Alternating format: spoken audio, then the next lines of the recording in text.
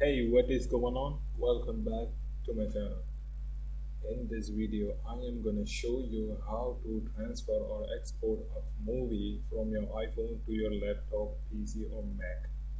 So connect your iPhone to computer with data cable and open 3U tools. So this is my cell phone. Select photos, videos, and this is a movie. 1 hour and 37 minutes. Okay, select this one, click on export, and I'm choosing desktop.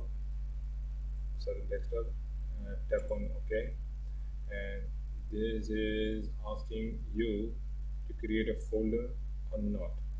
So I'm going to create a folder. Okay, create, and then this is going to export. It will take few seconds and then done. So if you don't know about 3U tools, so link in the description. You can download this software and install it on your PC, and after that you can do this. This is a really easy software for exporting or transfer any photos, videos, whatever you want. So this is completed. Tap on OK. As you can see, there's a new folder. Open it. As you can see here, 800 MB, and this is a movie. I'm not gonna open this movie because of the copyrights.